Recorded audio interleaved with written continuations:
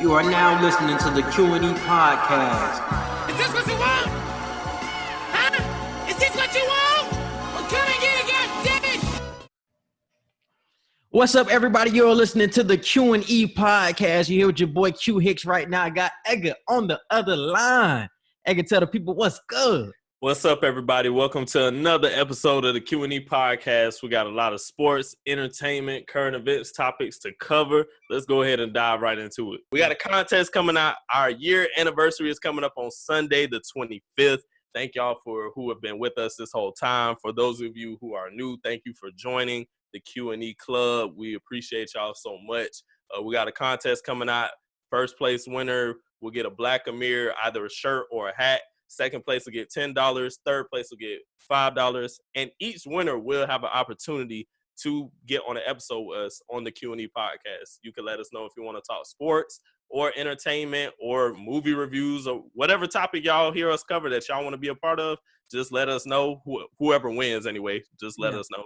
So make sure to enter by subscribing to the YouTube channel. On Twitter and on all of our social medias, we got the rules up. So subscribe to the YouTube. Put your email in the notification Google Doc, and we'll pick the winners when it's time. And we'll let y'all know. We'll keep y'all updated. So definitely do it all. We're gonna post it multiple times because we want to keep it in y'all faces, bro. And we've already seen the progress. Right. We had it up for a couple hours already, and I'm already seeing progress already. So appreciate y'all for already entering the contest, but that is big. But definitely get involved, bro. We want to see y'all on the podcast and get these free giveaway gifts, man. So let's get it done. Who don't want $5? Who don't want $10? Who don't want a free shirt or a free hat from a Black owner?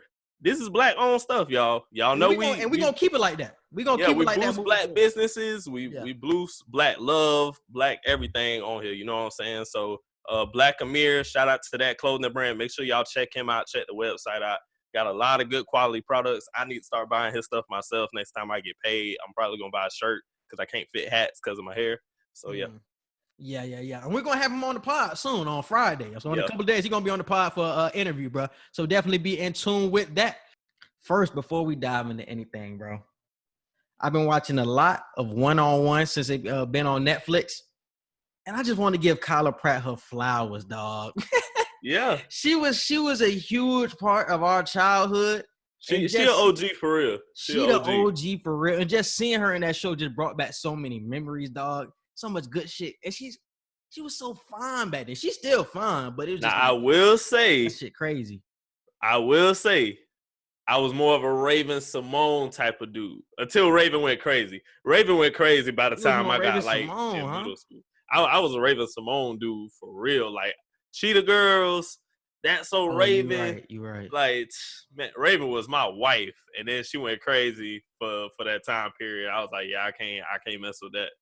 Nope. But it was really a neck and neck, though. You talk about two childhood actresses who are in everything growing up. I was looking up her catalog, like, bruh, KYLA PRATT was in Family Matters. She was in, like, all the huge shows until she got her own show. She got the Proud Family. You already know that. The Dr. Doolittle shit.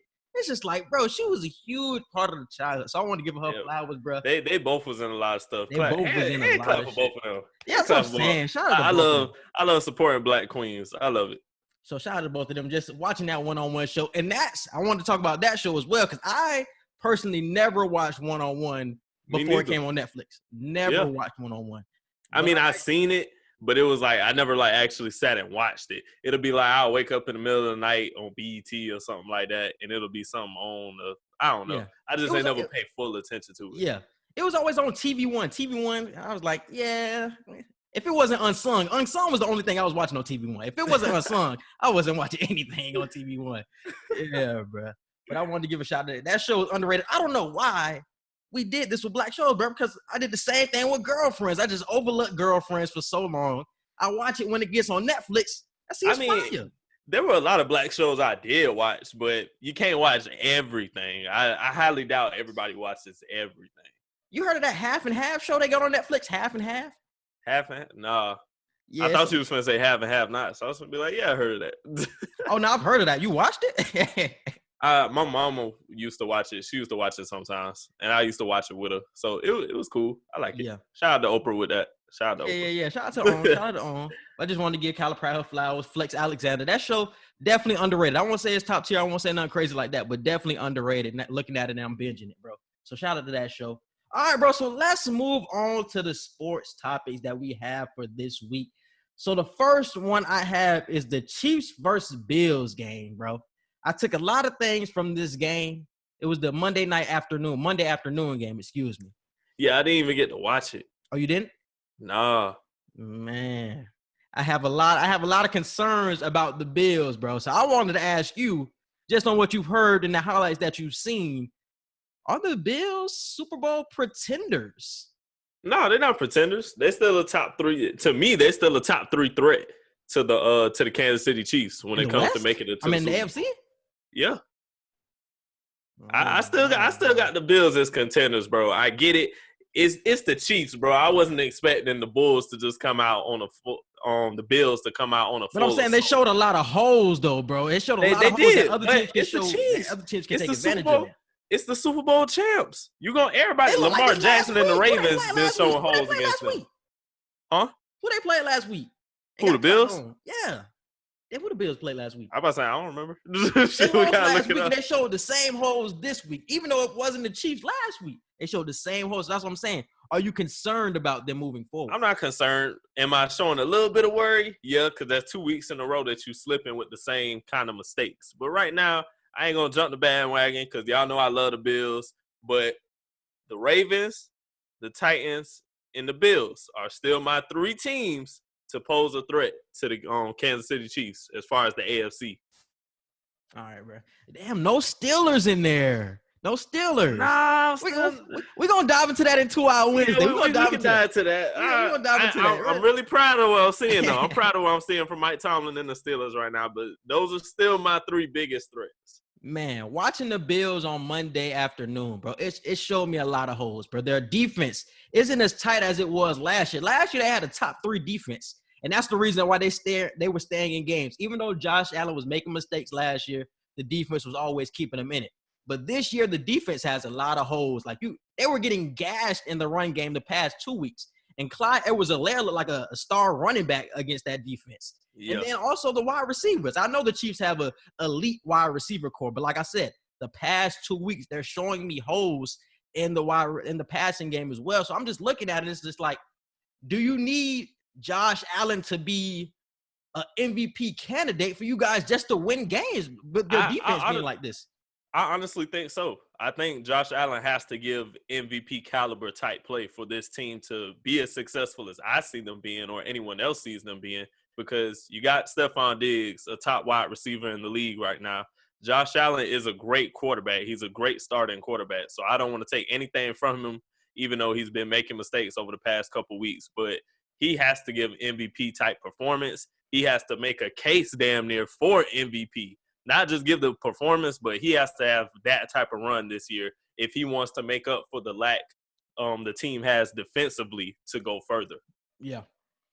And Monday afternoon really just showed you that he's still young at the end of the day. Even though he had a good 4-game stretch, he's still young. I want to say this is still his 3rd or 4th season in the NFL, so he still has some learning to go. And you see his inconsistency really shine through on Monday. He had some good passes. He had some sharp passes to Stephon Diggs, but he also has ones where you scratching your head like, damn, Josh Allen, you making those same mistakes last year. So you see that he's still progressing, still trying to get up to a consistent MVP quarterback is what I would say.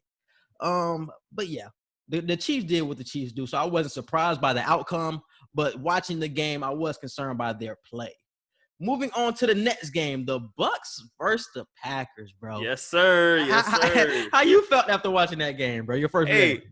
I've been quiet, really, with every game the BUCS have had. I say my little bit of congratulations and we win, and when everybody making jokes when we lose, I be quiet and I humbly take it. So I've been real chill this season with the BUCS so far. I was the one who predicted us to go undefeated in October. And when we lost to who we lost to, the Bears. Mm-hmm. Yeah, when we lost to the Bears, I was like, damn, like we got to go undefeated the rest of October, because when we lost to the Bears, I feel like honestly that was unacceptable because I know we could have beaten them. But with the Packers, it was like, damn, if we lost to the Bears and we got the Packers right after that, I don't know what A-Rod got up his sleeve. Especially how he was looking. Yeah, so I'm just like, damn, I wonder how it's gonna go. And then to see us, our defense has stepped up so much, and I'm so proud of that. Our secondary, especially. I know the D line, and I know the linebackers is gonna do what they do, but as far as the corners and the safeties, right now we looking top tier right now defensively. So I loved what I seen. I love the pick 6 that we had early in the game. I just love the way Tom Brady was able to use the weapons that he had once Chris Godwin came back, and it looked like they never really lost a step. So I was proud of Bucks to get that win. And it was a big win, too, 38-10. Huge, I wasn't expecting nothing win. like that. I expected a nail-biter game where we won. And that's why I left the game having more questions about the Packers than having good things to say about the Bucs, because I feel like the Packers had the same issues last season. And that's why I was going to ask you the question, are the Packers who we thought they were? A good team, a team that could possibly contend for a Super Bowl, but can't get over that hump because it feels like it's a ceiling with this offense, bro. Once again, it showed its head on against Tampa Bay, and it also showed its head in the playoffs. Against the elite defenses, this offense cannot shine through. So I can't see this team making a Super Bowl run until they add another piece or something, bro. It looks like they just don't have enough. How they was getting roughed up. I know Tampa Bay is an elite defense and all that. They got 2 all-pro linebackers. Devin White is crazy. He's going to be all-pro this year. And Levante David. And you already said it with the secondary. I know it's elite. But in the playoffs, you're going to have to see these teams. So San Francisco will be there. Tampa will be there. The Bears will be there. All elite defenses. So can you rise to the level with your offensive game? And I can't see. You had a good 4 or 5 game stretch, but this game really made me worry about your Super Bowl chances, though. It really did. So it would be interesting to see if they add a piece at the trade deadline. Yeah, I agree, because I feel A-Rod, I don't want to say he just needs more weapons, because I feel the weapons that they have are adequate enough to at least playoff contention-wise. But playoff contention, but I'm talking about Super Bowl. Yeah, he does need that one extra piece. I don't know if it's a tight end that he needs or an actual wideout, but he needs one more offensive piece to really make that offense A-Rod elite type offense. Mm-hmm. So that's the only thing I can pull from that game. Yeah, the Bucks, I mean, defensively, you can also say the Packers underperformed as well, but defense is something I worry about on the back end when it comes to Green Bay. All I worry about is who is there to help A-Rod. And we know Aaron Jones is in the backfield, so running game isn't an issue. Right now, it's who can catch these passes for A-Rod and who can get open for A-Rod. And the reason I wasn't questioning the defense is because the offense was putting them in such bad positions. The pick 6, that's 7 points. It was another pick by A-Rod, you putting him in field goal position. So I feel like the defense only really gave up 24 points truly just off of the field position game. I feel like the offense was putting them in bad positions. That's why I don't look at their defense in a bad way. I feel like they still have one of the best corners in the league in Jair Alexander and some of the best tight ends with the Smith twins with Zadarius and Preston. So I'm not really worried about that. So I agree with you on that. But the offense, bro, has to improve. So I don't know if a trade for OBJ if he's available. Antonio Brown. I seen somebody say that on Facebook earlier that OBJ to the Packers, that'll be a good move. I don't want to see it. Actually, they said John Ross too. John Ross. Yeah. Mm-hmm. Let me get on Cincy real quick. Cincy, bro. Y'all got to get rid of my man AJ Green, bro. He need to be freed. Hashtag free AJ Green, bro. We need him out of there. For real, we need him on the Pats, or we need him on the Contender, bro. Y'all wasting my man Prime over there. Bro, his Prime been getting wasted for, 3-4 years now? Literally been wasted, bro. And it's the fact that we really don't even talk about AJ Green. I mean, obviously, his name always going to be brought up talent-wise, but as far as we don't even bring his name up anymore, though, bro. We don't even as far as production or a week-to-week basis, like how we do other receivers, you damn near forget AJ Green is even out there. That's what I'm saying. That's what I'm saying. Unless you just a real football head and you just you're really big on paying attention to the talent out there, you ain't saying AJ Green name for at least 2 weeks in a row. Yeah. Because I remember we were having that wide receiver conversation. I wasn't even thinking about A.J. Green, bro. Wasn't even thinking about A.J. Green. Talent-wise, he's still probably top 5, top 7 talent-wise. But production, can he stay healthy for a full season? Because I think he was injured the whole last season. But it's just like, man, you got a new coach, a new regime. He's not being targeted as much this year. Y'all got to free my man, bro. Y'all got to free him. He still has it in there. He still has something in the tank, bro. Oh, definitely. If you get him the right quarterback and in the right system, he could be foolproof. Yeah. He could, like you said, he could be a top 5, top 7 still easily, and even better at that. Yeah. Yeah, so I would like to see that. And to go with your John Ross question, I think he just needs a change of scenery at this point. He was labeled as a bust since like really year 2. So a change of scenery is definitely needed. And he's wanted.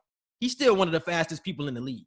But I honestly feel like they wouldn't trade both of them because you got to let Joe Burrow keep somebody.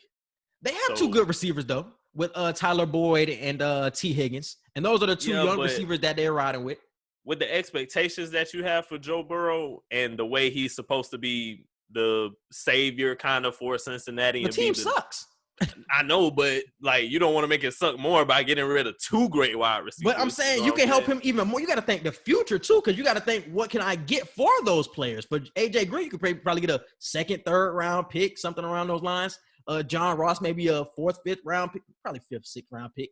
So it's like you can help him by getting future assets, and you can still work. Tyler Boyd is still a great, not great receiver in this league, but a solid receiver in this league. And T. Higgins from Clemson is coming into his own. So those are 2 pieces that you can build with moving forward. So I think he can still rock out with those, even if they trade those 2. Let's move on, bro. What we got next? We got the Patriots and the Broncos, dog. I called the Broncos to win, and I was low-key scared, too. I was like, Cam coming back? Nah, I'm still going to pick the Broncos. And the Broncos showed up. Shout out to Drew Lock, my dark horse for MVP. Don't shout out to Drew Lock. Drew Lock wanted to lose that game. I watched that whole game, bro, and I was aggravated the whole time. The Broncos really wanted to lose. Their defense stepped up, so shout out to their defense. Yeah. But at the end of the game, Drew Lock threw 2 picks at the end of the game. They wanted to lose. It was a very weird win. Like very it was kind of like win. You ever heard the question, did this team win or did this team lose? Yeah. The Patriots just lost. The Broncos didn't really win that game. Exactly, bro. That's really what happened. Hey, but I got my pick, though, so I ain't tripping. You got your pick, man, but I'm worried about the Patriots, dog. But it's funny because I'm not a Patriots fan. I'm a Cam fan. So them niggas can lose the rest of their game as long as Cam get his. I'm cool. But I'm worried because he doesn't look good with the weapons that are surrounding him right now. It's like they are another team that could use another piece. And those are the questions that we had going into the season. Who is he going to throw to? You got Harry. You got Edelman, who's 35 years old. You got Demir Bird, who is a questionable wide receiver. So it's like, who is he throwing to? All Sunday, he was throwing to running backs. He was throwing to running backs the whole Sunday, bro. So I'm like, there's nothing that he can do, bro. And then the pressure was on him to get it done, and he couldn't put through. So I blame that game on Cam. Even though Cam really didn't have a lot of practice time, I want to say he only practiced once in the last like 2 or 3 weeks. Right. So I got to shoot him that bail, but he still had the opportunity to come through for his team, and he did not. And I will also blame the conservative play calling, bro. This is the same problem that he had earlier in the season too, when they were going against the Seahawks. The Seahawks game, they were way too conservative, but when they got down and they let Cam get loose and they let Cam throw downfield, the offense looked way better. So they need to learn how to open it up for Cam earlier in the game so they won't get down like that, bro. But had a lot of feelings. That's why I want AJ Green, Odell, if he leaves, somebody got to come to the Patriots, man. I was thinking Antonio Brown, but I'm like, no, Belichick not finna deal with that twice. He not dealing with that man. I don't even know if it's Belichick, bro, or if it's the owner, because you remember when the owner. Either way, neither one of them gonna deal with him twice. I think Belichick will deal with him twice. I don't think the owner want to deal with him though. You can't mess up an opportunity with New England and then think you're gonna just get a whole nother chance like that. That doesn't happen. If it does, it rarely happens, and they make sure to keep it at a rare case scenario. So Antonio Brown, I'm sorry, you had your one chance with the Patriots. It just didn't work out. So I don't see that being a team that's like trying to grab for him, because I think after week 8 or by week 8, his suspension is done. So any team in the NFL that want him can pick him up. So where do you feel like he will go? Who did I say? Seahawks. I said the Seahawks. I don't like to see. I see a lot of people saying Seahawks, but they don't need him. They really don't need him. They got Metcalf. They got Tyler Lockett, David Moore. I don't see the fit, and they got Greg Olsen. So I don't really see the fit with the Seahawks. I see Green Bay way better than the Seahawks, though. Honestly, I seen AB or OBJ, and I can picture either one of them in the Seahawks uniform. Reason why I said OBJ was because I just feel like the threat of Metcalf on one side and OBJ on the other, it'll be just like Jarvis and Odell on the other side. Except Metcalf, you already know how I feel about Metcalf. The size, the strength, the speed, and all that, plus the elusiveness of Odell. I feel like that's just going to be a great combo to have. Plus, you still got Lockett that could be in the slot. And plus, you could swap out Odell and Lockett a lot of times and have Odell do slot plays.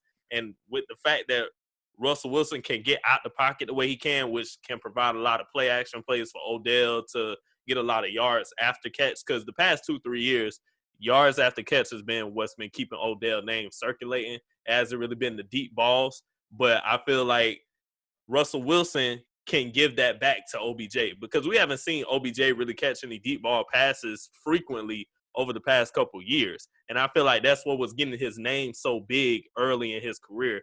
The deep ball catches, we all know the one-handed catch that he made and everything. So if he can get another deep ball threat quarterback like Russell Wilson, I feel like that'll be a huge asset to him, and he could also be an asset to the Seahawks. And with AB can fit damn near any team that he wants, honestly. He could fit to any play call, play style, or whatever, but it's just going to be who wants to deal with him.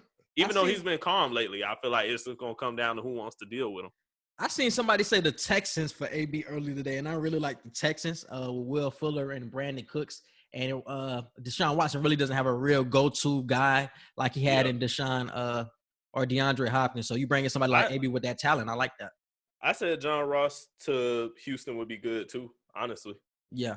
See, I would poke holes in it's just Seattle going after a wide receiver because if you trade for a wide receiver, I would assume that Cleveland will want a first-round pick at least, a first or a second-round pick. And you just traded a couple of first-round picks, Seattle did, for Jamal Adams. So you really don't have a lot of assets if you want somebody like Odell or something like that. So you could get AB, but like I said, I just don't see the fit, and I don't see the need like other teams. Yeah, it could be a luxury because they have Josh Gordon too, and Josh Gordon not even playing. Like, he cooling on the bench. Right. That's somebody who's talented in my opinion. So it's like, damn, you just going to have niggas wait on the sidelines? It's just like, I guess. But I don't see the need like other teams have the need. You feel what I'm saying? So that's why I said the Packers are a need. Texans are a need.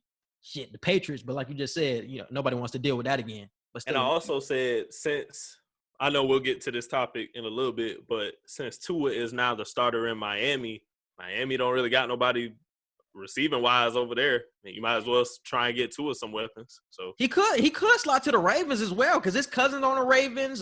He got a good relationship with Lamar Jackson, and I feel like that would be a good locker room for him as well. Good tough locker room on him. So the Ravens are still another fit too, and that's a need over there as well. So I can definitely see a potential Ravens connection. So we're just gonna have to see because I think he has an 8-game suspension, so he would come back in week 9. All right, moving forward, we got the Titans versus Texans game. Whole lot of feels after watching this. Whole lot of bad coaching by the Texans. But how do you feel about it, bro? What you said? I said, Huh? Why that reaction? You seen the Tanny do his thing? Now you hating? No, I'm really sad seeing Deshaun Watson in this situation. I knew the Titans were gonna win. Like, I knew what was gonna happen.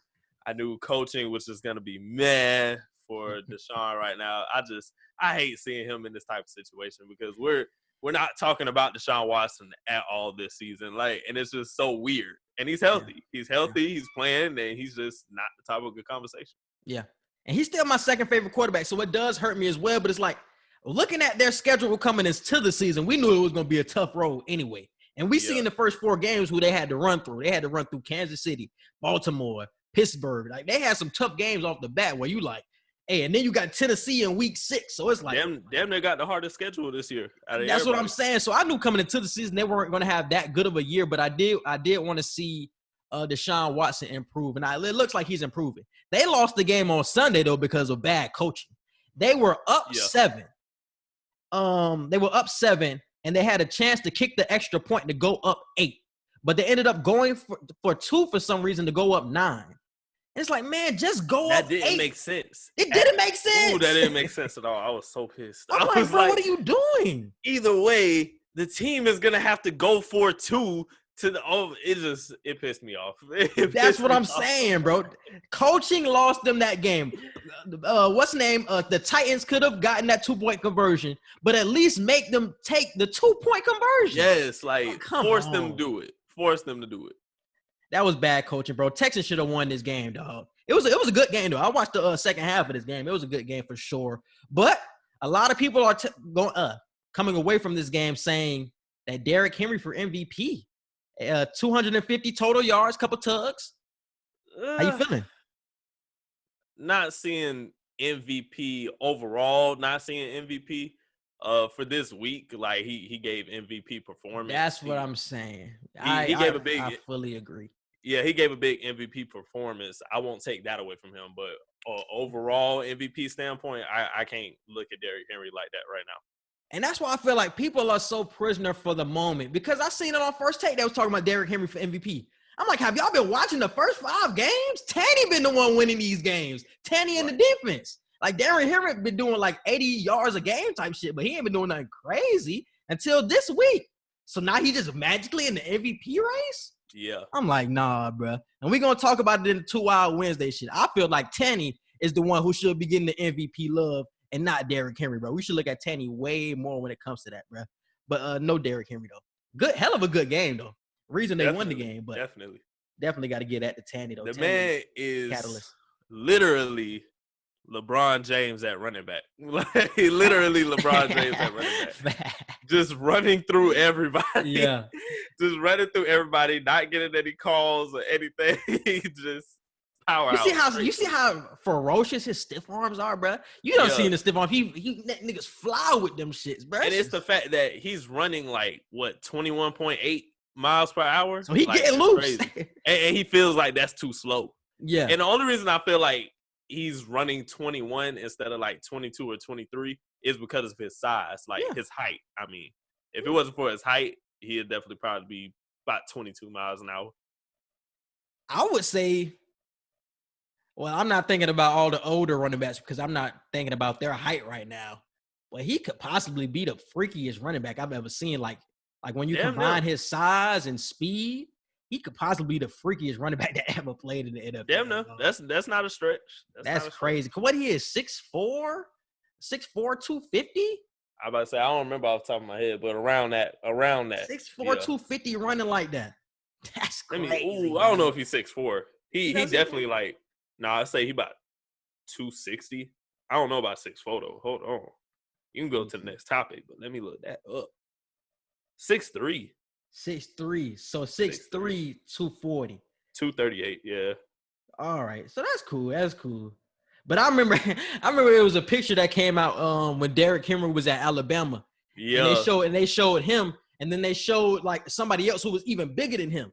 It was like he was 6'4", like 250. And that was Bo Scarborough. I don't even know what he's doing right now, but he was even bigger than him and ran just as fast as him. And that shit I was like, man, that's a juggernaut, whole juggernaut. What? Because I think he's from Florida too. He's from Alma, Florida, some shit like that. Let me see. Who, Derrick? Derrick. Oh, he's from Yulee, Florida. So that's up north somewhere. Oh, Yulee. I was about to say, never heard of it. Me neither. It's up north. I think I looked it up before, but it's up north. Never heard of that. Let me see what that's He's straight country, bro. Eating oxes and cows, all that shit, bro, for breakfast. That nigga, man, he different. Yulee, Florida? Yeah. Whoa, let me see. So there's somewhere on the East Coast. It's northeast. Yeah. It's like St. Augustine. He probably claimed Jacksonville. It's about Jacksonville. He probably claimed Jacksonville. Yeah. I wouldn't be surprised. I mean, he probably claimed Yulee, but if somebody asked, he'll probably be like, by Jacksonville. Yeah. Same way with St. Pete. You ain't gonna know where that's at, but you ain't gonna know where that's at. All right, bro. Let's move on to the next one. The Browns versus Steelers, man. I have faith. I have faith I coming don't into this know game. why. I don't know why you did. I don't know why.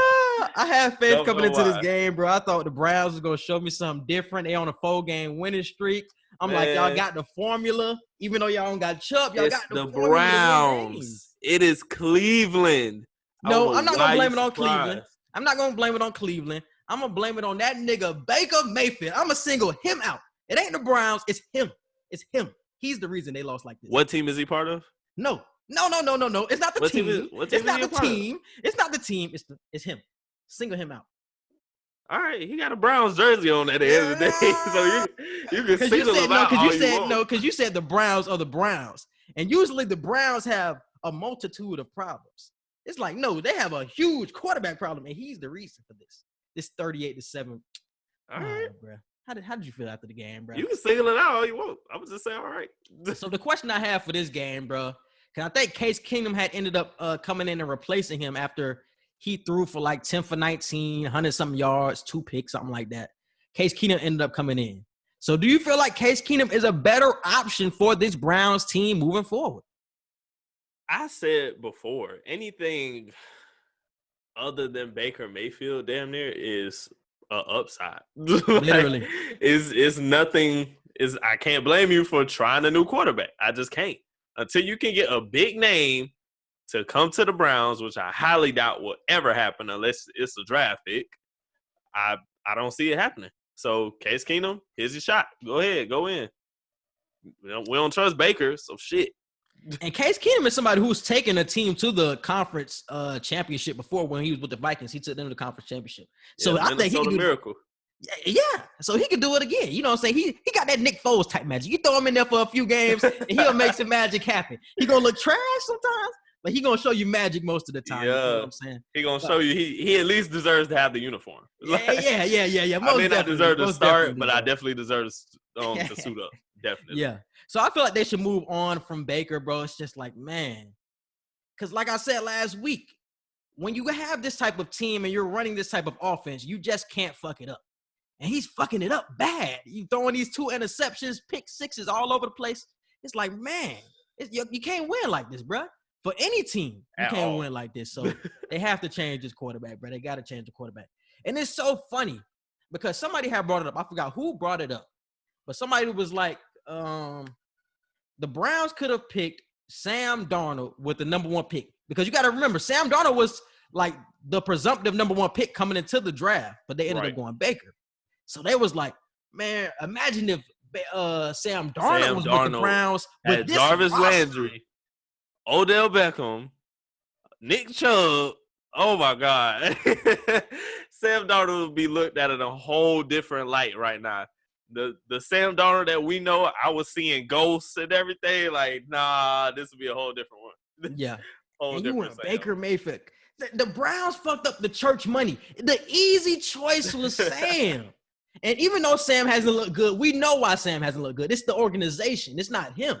So now we got to look at damn Baker. It's like you have everything, and you're still fucking it up. How? Like how? I don't. It's the Browns. That's what I'm telling you. It's the Browns. No matter what happens, it's the Browns.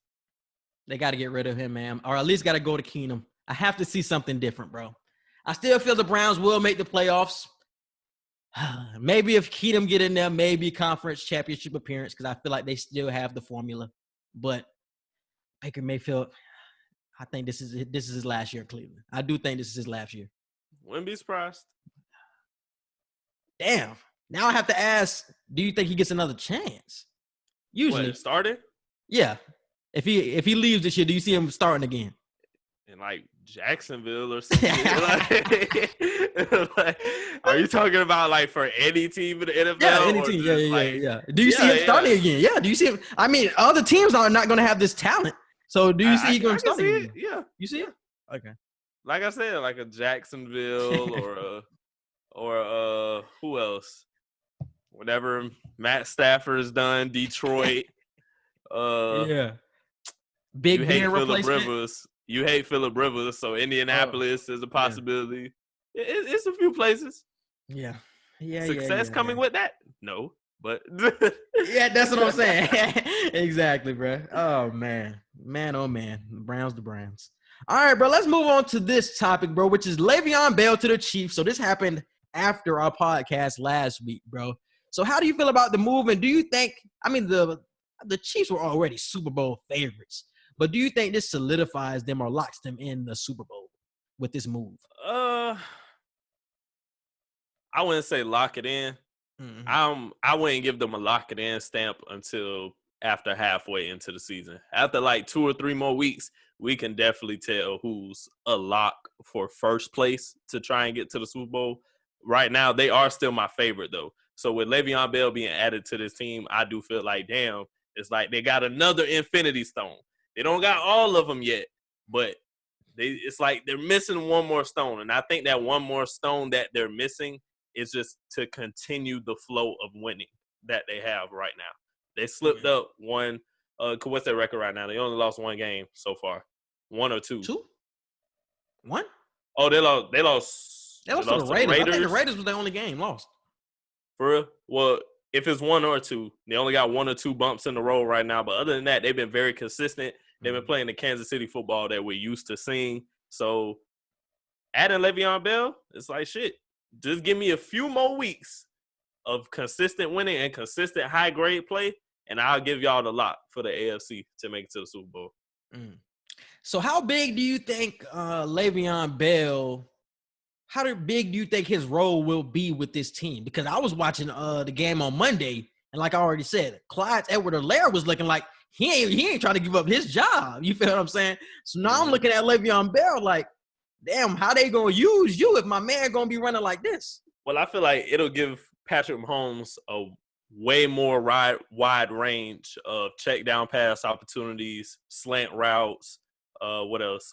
Fade routes, all that type of trick plays and stuff like that. Because, Le'Veon can line up in the slot like a wide out sometimes, or he could be in the backfield and get elusive in open space when it comes to like 3rd and 5 or situations like that. He was playing a lot of wide receiver in Pittsburgh. He's playing a lot of wide receiver in Pittsburgh. So I feel like it'll be the same way that Leonard Fournette is being that power back in Tampa, like I told y'all he would be. I feel like Edwards-Helaire will low-key turn into that role where it's like Le'Veon is the back that we have for open space plays, and then Edwards-Helaire is going to be we got a 3rd and 3 or a 2nd and 4 or a 4th and 1. He's going to be that option with Le'Veon being there now. I honestly cannot tell you how big Le'Veon will be, bro. Like I said, Clyde Edwards-Helaire was somebody I was already high on coming into it. So, yes, you can do more things with Le'Veon, but it's like, do I want to take this man off of the field? Because, man, like I said. But I feel like you can make it a situation where you give them an equal amount of touches. Like, you can give Le'Veon 20, you can get Clyde Edwards-Helaire 20. It may be in different ways. Like, Le'Veon might have more catching opportunities than Edwards-Helaire, but they can both still split like 20 and 20. I was thinking this. I was thinking why not have them on the field at the same time? Yeah. And I was like, bruh, if Andy Reid do that, now he doing something, boy. If you got Le'Veon Bell and Clyde Edwards-Helaire on the field at the same time with Kelsey and with Hill and Sammy Watkins, boy. Oh my God. Oh man, you can't stop that team. So they can Andy Reid finna be eating cheeseburgers like crazy. He finna be like, yep, another dub, another cheeseburger. Literally, he don't even have to coach at that point, dog. Literally just let them run out there and play. Just run out there and play, bro. That's why I be telling people, bro, it's like at some point, the talent gotta speak for itself. We can't just always lean on coaching if there's so much talent on the field. Granted, I'll bring up the Cowboys situation. Obviously, the Cowboys are nowhere near the Kansas City Chiefs with talent, but the Cowboys do have their moments when everybody is healthy where they have a full load of talent on their team to where I don't want to hear nothing about Mike McCarthy don't know how to coach, blah, blah, blah. All this talent on the field, y'all better be okay with some subpar coaching. Like, y'all good enough to make something shake, you feel me? And I feel like what you said with Andy Reid, it's like, damn, does he really even have to give a 100% effort with coaching? No, he shouldn't have to. Will he? Yes, because Andy Reid is a perfectionist when it comes to stuff like that. But if Andy Reid wanted to say, I'll let Pat call audibles this whole drive damn near, he could do that. Yeah. I was trying to have this be a Cowboys free podcast, but somehow Oh, I knew they were gonna be brought up again. I knew they were gonna be brought up. They have to be. It's too funny. We can't not talk about the Cowboys. As much as I don't like talking about the Browns, we have to talk about the Cowboys, even if it's to make fun, especially if it's to make fun of them. Of course. They talk about it look terrible, man. Jesus Christ. And let's move on to the Tua situation. Now he has become the starter with the Miami Dolphins.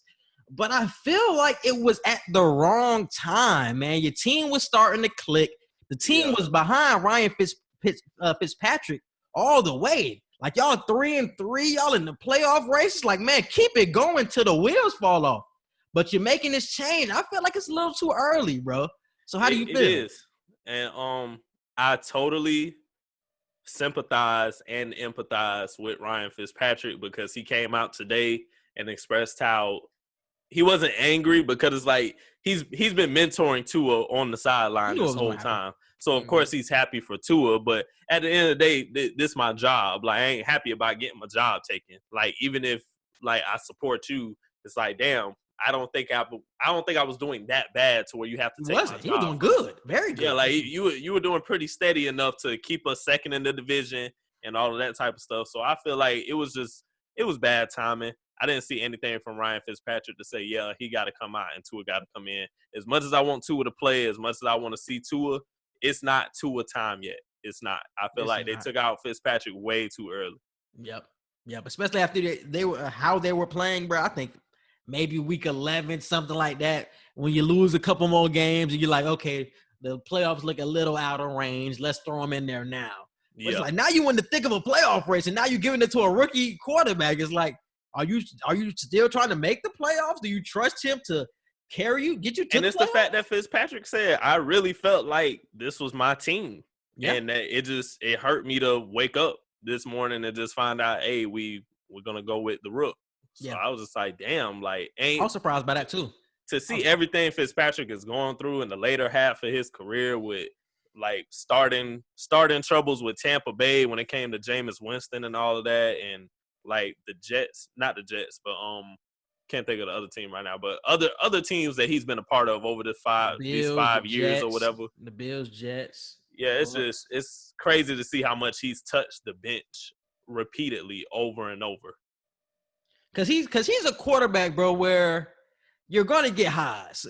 You're gonna get highs, but you're gonna get some really low lows. So he's a weird quarterback. So I'm wondering if they were like, all right, so he got us here. We didn't expect this. All right, now let's get our guy in now. Let's just take him out now before he gets us too low. That's what I'm saying. Let's take him out before, because we know it's going to come. It's inevitable. You know the lows are going to come with Fitzpatrick. He can give you 4 touchdowns, but the next game he can also give you 4 picks. So we know how Fitzpatrick can do. So maybe they're like, all right, let's see what Tua can do, because we already know what Fitzpatrick can do down the line, bro. So that possibly could have been a reason as well. All right, bro. I think that is it. And let's move on to 2 Wild Wednesdays. Yes, sir. We had a lot today. What we had, like 22, 24? 22. Yeah. 22. Let me move on. A lot of these didn't get a lot of votes, though, so I'm just going to do the popular ones. I think the one that got the most votes was the Seattle one I put. Probably was. I had put one about the Bears, too. The Bears had got like 60-something votes. Oh, yeah, you probably got the most with that one there. All right, but let's start from the beginning. Okay. Oh, this is the one I was talking about with Tannehill. Ryan Tannehill will finish top 3 in MVP voting. Too wild or not too wild? I said too wild because I got Cam, Russ, and shit. You're not going to knock Cam off for what he's doing right now, 2 and 3? Nah, I still got Cam as my favorite. He my favorite for MVP. And I got Russ. Because Russ is being Russ right now. That's the only way to say it. Russ being Russ. Mm-hmm. And A-Rod showing he's still that bad man. So they're my top 3 candidates right now for MVP. Can't take away that undefeated tag from A-Rod. Tannehill undefeated. No, A-Rod ain't undefeated. Oh, yeah. He not undefeated. Yeah, we just beat them. But still. Russell Wilson undefeated, though. Russ undefeated. Yeah, Russ undefeated. Yeah. But I honestly think Tannehill should be 3rd right now. Like, if we're looking at odds, I think Tannehill should be 3rd. Having this team in this position and what we just talked about earlier, Derrick Henry is getting a lot of the credit, but I think it really should be going to Tannehill for what he's doing with this team and getting them to this 5-0 start. So I think he will finish. So I put not too wild. I think he will finish in the top 3. I think it will be Russell Wilson, Aaron Rodgers, and then Tannehill, and then Mahomes, and then Josh Allen, or whatever you want to do after that.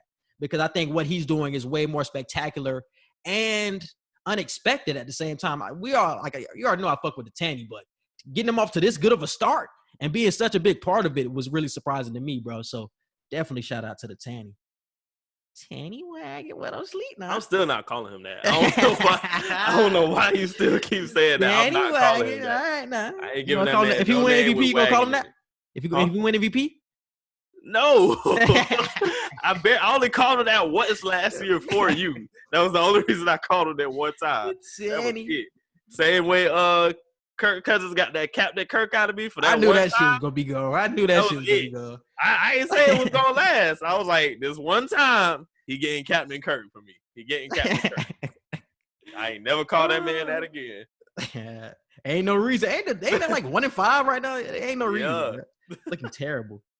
All right, bro. So the next one is OBJ and AJ Green will both be traded by the November 3rd trade deadline. Too wild or not too wild? I said not too wild on that. And I disagreed, but I didn't think it was too wild. Where I disagreed was I don't think they'll both be traded by the deadline. But it's not too wild to think that because of the possibilities that we talked about previously. But what was the percentage on the first one? The percentage on the first one was 64% too wild for Tanny top 3. So 64% too wild. And then what was the percent for this one? It was 55% not too wild. And I agree. I think it's not too wild. I think the one I'm worried about is OBJ because I do think Cincinnati will let AJ Green go. I do think they will. But OBJ is the question mark I have because do they want to go far in the playoffs or do they want to get rid of him? Because if you want to go far in the playoffs, you have to keep him. Yeah, you got to keep him. You need him on your team if you want to make a run in the playoffs or just get to the playoffs. And they got a good record, too, in a hard-ass division right now. Exactly. You know what I'm saying? So you're in playoff position, and if you want to get to the playoffs and make a run in the playoffs, you need him. We already seen that. So it's like, that's the one I have a question mark on. Still not too wild just on what you said before. It's not too wild to think of, but that's the one I do have a question on. The next one. The New England Patriots will miss the playoffs. Too wild or not too wild? Damn. This was tough for me, too. Yeah, this was tough for me. What did I pick for this one? The Patriots will miss the playoffs? I think I honestly hit not too wild. And I originally picked them. I have them making the playoffs, but that's not too wild of a statement to make. It's really not. But not because the way the Dolphins are looking right now, I mean, granted, they did switch out for Tua, so we don't know how that's going to work now. But Dolphins are number 2 in the division. Bills are the head of the division like I thought they'd be.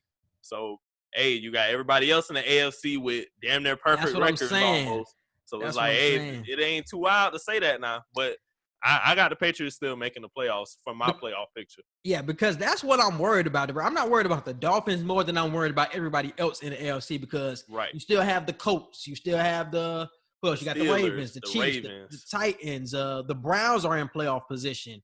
So it's still other teams that are still there, or the Steelers. So that's like 6-7 teams we just named right there. So those are like the cream of the crop, bro. And then you put the Dolphins already in front of you. It's like a lot of shit got to break the Patriots way right now, bro, for them to make the playoffs.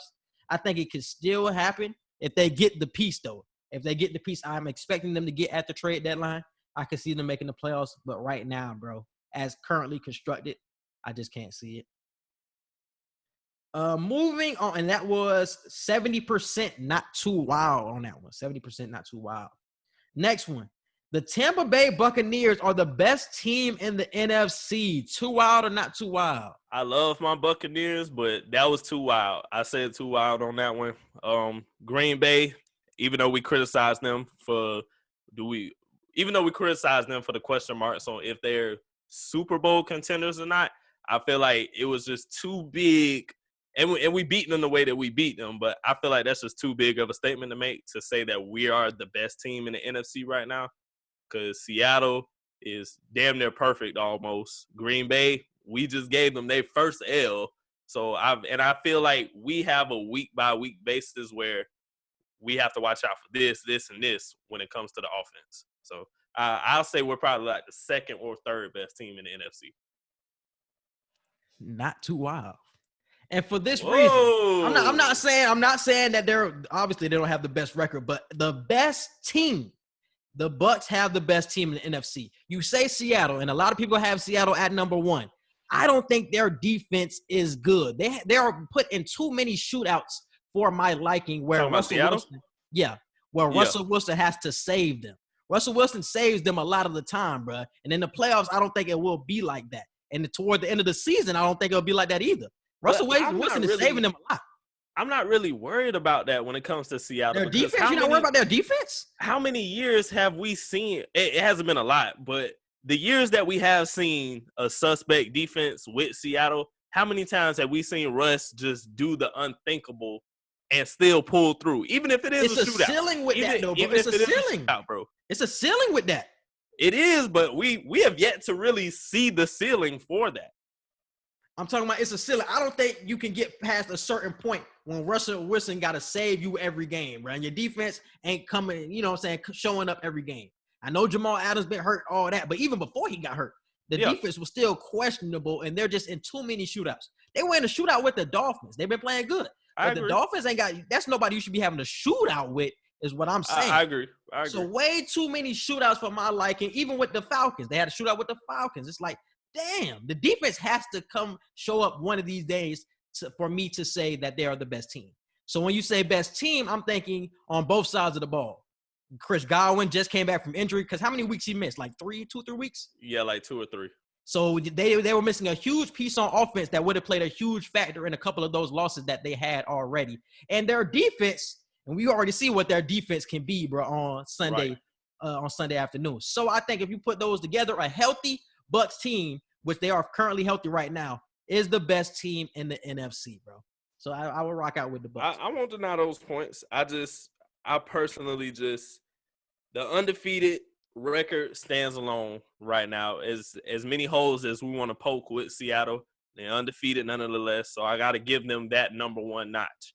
Now, the argument for second or third best team, like I said, that can definitely be made for the BUCS. All right, and that was 75% too wild. Wow. Yeah, so I'm guessing they rocking with Seattle. That's what I'm assuming. Okay, the next question or the next statement is, Case Keenum will be the starting quarterback for the Browns this season.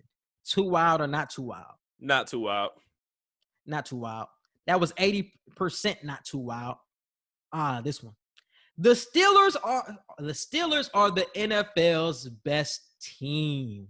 Too wild or not too wild, bro? Not too wild. This is the team that is complete offensively, defensively. Oh, now you agree. Last week you disagreed. Last week I disagreed. Last week I was still like, just hold on, give me some time. But yeah, I ain't got no choice but to ride with it now. Plus, they still undefeated too, and they don't have any holes like how Seattle does. So, hey. They are the NFL's best team, bro. For all the points. I said it last week. They're the most complete team on both sides of the ball. I will say it again. I'm not a fan of Big Ben, but he's playing good football. Chase Claypool. They don't have big name wide receivers, and that's probably why their offense. But they're making it work. But they're being productive and they're making it happen. That's the crazy part. They're making it work. Shout out to Mike Tomlin again. I'm gonna always give Mike Tomlin praise because even when all the big names left, when Big Ben started showing his decline, AB left, LEVEON left. I mean, James Conner still stayed, but it's like that's your only real threat right now, just a running back, and he's not even a top 5 in the league running back. Mike Tomlin was like, all right, I'm gonna show y'all I played a hand in this too. It wasn't just them. So the fact that Mike Tomlin is coaching this team the way he is, I just feel like we got to give applause to that every time because he's one of the greatest coaches I've ever seen in this era. So definitely a leader for Coach of the Year right now, bro. Definitely a leader. But yeah, definitely. Oh, gotta get that John Gruden. Gotta get All that right, John man. Gruden. Knock it off. Gotta give it to John Knock Gruden. it off. Gotta give it to John Gruden. We did not see this coming. I Y'all don't want to hear play- any hey, y'all play lies what's saying that that we this seen week? this coming. They play y'all this week too. Yeah, I got us winning, but hey. Okay. All right, so that was 55% too wild on the. So it was a close one. So Steelers are the NFL's best team. 55% too wild. Next one. Oh yeah, bro, this got 71 votes, and yours had got 46. Damn. So yeah, the Chicago Bears are Super Bowl contenders. Too wild. Too wild. Too wild. I didn't even fully read that question when I voted. I was like, yep, too wild. Chicago, too wild. I fully agree. Because I think I put not too wild. I know you did. You know who put it. I think I put not too wild for this. But I'll be putting some down that I already know are too wild. But then you be putting some down where I'm like, I know what he voted on this one. Like, it's certain ones on there. I'm pretty sure you know what I voted on them. Oh, yeah, for sure. And then, okay. I don't know, bro. The defense has been playing so good, bro. Even though Nick Foles has been struggling and they just getting wins. They ugly wins, but they getting them. It's just like the defense has been playing stellar, bro. And this is the defense that I think will play a part. If they were to see Green Bay in the playoffs, I think they would have the upper hand, bro, because an elite defense like that, I feel like will give Green Aaron Rodgers. I don't believe it right now. With Chicago, I'm gonna just have to see it to believe it. I don't see Super Bowl anywhere near their name right now for the entire league or just the 5-1 ain't impressing you. The 5-1 ain't impressing you. Nah. It's a pretty record, but nah. Yeah, I definitely. I'm gonna stick with my not too wild, bro. I think they are Super Bowl contenders. I'm gonna stick out with it. And that was 80% too wild for that one. And how many votes? That was 71 votes. Exactly. So yeah, we know how everybody stands. Exactly. Yeah. Let me move on to another one. Ezekiel Elliott is not a top 5 running back this season. Too wild. I can't even. Off the top of my head, I don't even know who my top 5 are, but I know Zeke not in it. So I thought he was gonna carry them this season, and I feel like he will, especially now that Dak is gone. But now they stacking the box on him now. And now you got to worry about it being stacked box. Yeah, but you got to dare Andy Dalton to throw. Hey, if you want to be top 5, show me you top 5. Even with them stacking the box, show me you top 5. Because we know Zeke can get some screen passes and do something in open field. So it ain't like you got to run straight up the middle every single time. So so show us what you got, Zeke. I believe you can do it. All right. Yeah, I put not too wild on that. And that was 70% not too wild. Okay, next one. Tua will take the Dolphins to the playoffs. Too wild or not too wild? Too wild. I honestly only see the Bills out of that division making the playoffs. Actually, no. I got the Patriots making it too. I was about to say whatever. See, I was just about to get on that nigga head. I forgot they were in the same division. I forgot they was in the same division. I was just about to get on that boy head. He saved himself. All right, the next one. Oh, yeah. What I put? I put too wild. Yeah, 58% too wild on that one as well. The Seattle Seahawks will finish the season undefeated. Too wild or not too wild? I put not too wild. I looked at their schedule, and their division is pretty tough. But the way Seattle playing and the way Russ is putting on this MVP performance, and he coming with a vengeance, I ain't get one single MVP vote. I don't care if I ain't win, but I ain't get no votes. Man, as nice as Papa Russ is, he coming at y'all next. He coming at everybody next. And I don't really see a L coming up for them. Like, the way they playing, I don't see an L coming up. You just said that division tough. If it comes, I know it's tough, but even with it being tough, I just see it being tough games. I don't necessarily see it being tough as like, damn, they really might lose one of these. Like, I don't see it like that. I feel like Seattle can run the table and actually go undefeated this year. Only reason I wouldn't say that for the Steelers is because the Ravens is just too tough. Too tough. Not too wild. Did I put not too wild? No, definitely too wild. Definitely too wild on that shit. You Definitely too changed wild. that so quick. Hey, no bullshit. I forgot what the question was. You had fucked me up. I forgot what the question was. Oh hell no. Nah, too wild on that one. My fault. Too wild on that. That shit is bonkers. That shit is bonkers. You got the Rams, the Cardinals, and the 49ers after their huge win on Sunday night. Too wild. Too wild. And they're all rivalry games as well. Yeah. Too wild, bro. I can't see it. I think they lose 3-4 games by the end of the season. I can't see it. Yeah, too wild. And that's 87% too wild. I wouldn't be surprised by that because teams don't really chase the whole undefeated thing anymore. Yeah. Like, I feel like we used to really see teams, like, kind of chase that perfect season. And because who was the last team to go undefeated? I think the Patriots. And that was, what, by 8 years ago? 2007. 13. Yeah, so wait, you said 2007 or 2000? Yeah, that was Randy Moss. 13 years ago. That was not then. Oh, that was then. Yeah, I'm thinking of the second time they played the Giants. Yeah. Okay. Yeah. So I can't see it. Them Panthers, when I was a Panthers fans, them niggas went 15-1. Man, just had to throw that in there. That was with Cam at QB as well. So that's all I want. That's all I want to say. We can move on. All right, next question or next statement. I keep saying question. Mookie Betts will win the World Series MVP. Too wild or not too wild? I said not too wild. The performance he put on in Game 1 was just crazy. The way that LA is playing in general right now, they beat the hell out of us. They beat the hell out of the Rays in the first game. Game 2 going on right now though. Rays up 5-2, top of the 6. I want to say, and we looking pretty good right now. We'll get into the next whatever the next baseball one is. It'll be like a follow up to this, but I love the way the Rays hitting right now. We doing what we need to do at home plate right now. So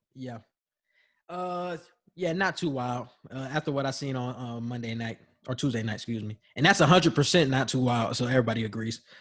Clayton Kershaw, huh? How many votes was on that one? 10. True. Clayton Kershaw will be the highest paid pitcher when he signs his next contract. Too wild or not too wild? Not too wild. And I said that because the performance he's put on this whole postseason has been crazy. Once again, Game 1 the other night, the way he just showed out and didn't pitch damn near perfect, like towards like the second half of the game. Damn near the whole game, but especially around the closing parts of the game. Just pitched damn near perfect. I feel like Garrett Cole right now, he's the highest paid pitcher at the moment. But with Kershaw's contract about to end after the following season, after the 21 season, he'll be signing a new contract. I feel like he'll pass Garrett Cole with that just because of the rise in his postseason numbers. Mm-hmm. I would just say too wide because I know Garrett Cole. I'm kind of ignorant to or just don't know about Kershaw, but I know Cole is a whole. But also, I want to say, if they win, if the Dodgers win, that's going to be a huge incentive on if he gets paid. So I feel like he's going to get a big check regardless. But especially if the Dodgers win, Kershaw will be the highest paid pitcher in the league. That's cool. I'm going to just say too wild, and that is 67% too wild on that one. That was 10 votes or 9 votes. The next one. The Indianapolis Colts are the worst team with a winning record. Too wild or not too wild? Ooh, I made this one. What did I say? Too wild. I think I said. Too wild. Did I say too wild? Too wild. Damn, what did I vote on? I don't even know who has the winning records and all that, but I know they're not the worst. Damn. I think I might have picked not too wild with that. Let me just look at records. Hold on. I think I picked not too wild with that. If we be that's definitely not too wild. The only problem they really have is quarterback. I don't really see too many other problems for the Colts roster. Let me see. You could have said the Saints as the worst one. I don't got time to. They don't really have a winning record to me right now. They damn near 500. Like I can't count that as a winning record. That's damn near 500. The Raiders. You could have picked the Raiders. The Raiders are very good with their record right now. What is you talking about? No, I know. But you picked the Colts, and it's like, who you putting the Colts over? Who am I putting them over? Yeah. Or you think they're the worst? Browns? I say the Saints are the worst one. after what I'm seeing. I'll probably say the Browns. Yeah. The Browns? Yeah, I would say the Saints, though. I would say the Saints. Just from what I've seen this year. All right, moving on to another good one. The Saints, that's not a bad pick, though. It's really not. I don't consider their record a winning record right now, though. They're over 500. They're winning. I know, but what are you talking about? You just said the Raiders are 3-2, and you just said they look good, and then you say they 3-2, but nah, they 3-2 ain't the same as they. But it's like, all right, I guess we can count that. I guess. All right, bro. Let me get to another good one. Okay, this is one I did like right here. Multiple bubble-like arenas with fans are the future for the NBA playoffs. Too wild or not too wild? Not too wild. I really feel like we're going to have a situation in the next few years where that's going to be damn near demanded. Even if there are fans in the bubbles, I feel like there'll be 3 or 4 bubble locations for the playoffs throughout the country, and select teams will be at each bubble. And there won't be any more home court advantage, but you'll still have fans in the arena regardless. So you might have that underdog feeling. You might have that home court advantage feeling. It's going to be a neutral site. So you won't really have the upper hand when it comes to the crowd unless your crowd just comes more so than the other team. Plus, I feel like that'll just give players a drive, especially if it's not at full capacity. If it's not at full capacity, I feel like we'll get a chance to see certain players that we usually didn't pay attention to play with that certain type of hunger that we've seen majority of people play with during the bubble this year. And the whole I would just poke in that would be the incentive for the regular season. What is the incentive to try to get a higher seed when it's going to be a neutral site setup type of game? I still don't know how they were going to set that up and how you could be hungry and have that drive every game when the shit really don't matter at the end of the day. I think I said it before, like Bron can get the 8th seed and still get the Lakers to the finals as an 8th seed. So this shit really not going to matter. So I think home court advantage has to play a factor somehow. It has to play a factor. So that's why I put too wild for this one. But I like the idea, though, because after what we've seen this year, this is the best playoffs I've seen ever. You know what I'm saying? Like the hunger, the drive, and everything, the motivation. So I did love the way it was set up. But this is something I don't think we will ever see again. Like, for real? I don't think we will ever see it again. Damn. Like, you talking about bubble? Yeah. With limited fans? Neutral site? Mm-hmm. I don't think we will ever see that again. I think it would have to be some type of home court advantage types. It has to be involved with fans. So, and I think they're in discussion. They haven't really talked it out just yet on what they're going to do going into next season. They don't know if they're going to do regional bubbles. They don't know if it's going to be home court with limited fans. So I don't know what they're going to do, but I'm assuming they're going to go with the home court and limited fans because I just don't know how the regional bubbles would work. Like you can't play everybody if you're in a regional bubble. And I feel like you would have to play everybody to get everything even. Well, if it's the playoffs, that's why I said specifically for the playoffs. Oh, now, the playoffs. Okay. Now, regular season, yeah, that's way too hard. But playoffs, I definitely feel like this could be a playoff potential future. For playoffs. I still would say too wide because still there's the home court advantage incentive. I think that's still too big to just take away. And you've seen that with a lot of teams. I feel like a lot of teams were hurt by not having a home court advantage. I feel like the Clippers were a team that was huge. Because they have 2 players on their team, Montrez and Pat Beverly, who feed off the fans. They are energizer bunnies who feed off them. And when they don't have fans, they don't play the same. Russ too. He didn't play the same. And Montrez didn't play the same. So certain teams have like energizer bunnies who need the fans to really get them going and riled up. Because, niggas be talking shit to Pat Bev all the time. So he just be getting riled up off that. So when he doesn't have that, it's just like, man, he's just going through the motions out there on the court. You feel what I'm saying?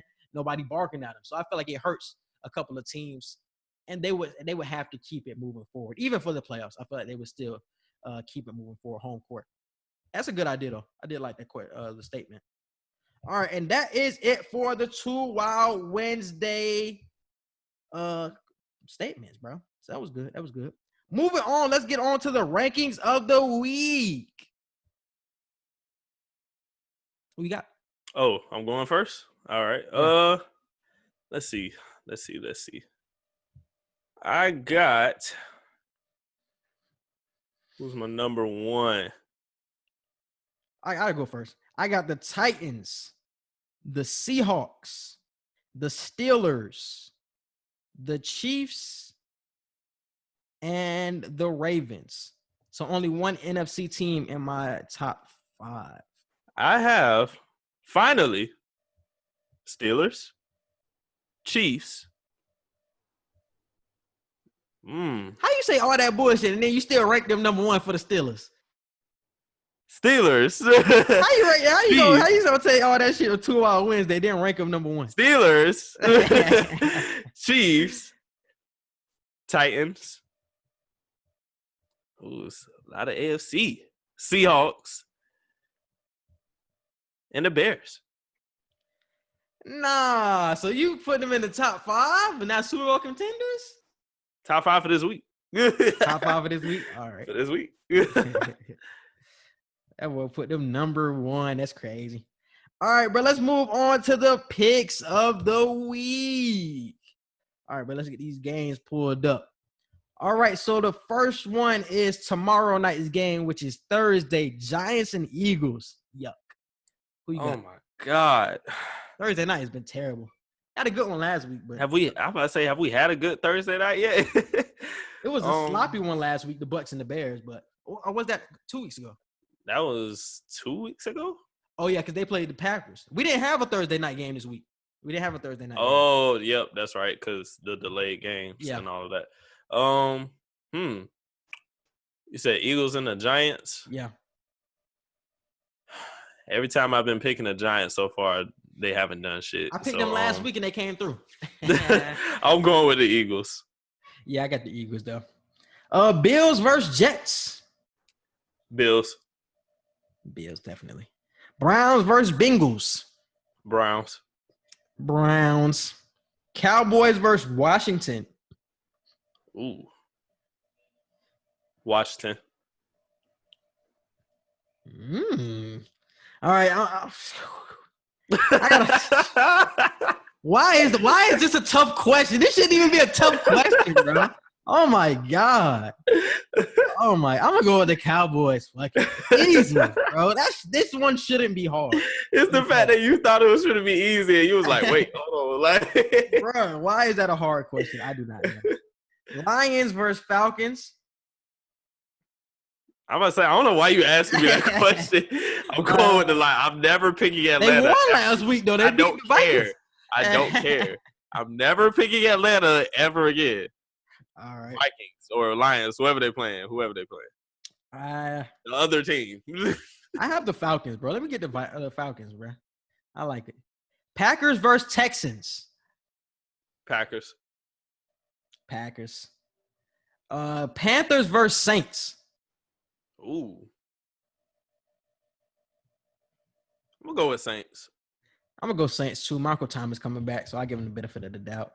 Steelers versus Titans. Ooh. Battle of the Undefeated? Yes. Ooh. Battle of the Undefeated. I like them Titans, but I'm going with the Steelers. The Tanny will prove his MVP case.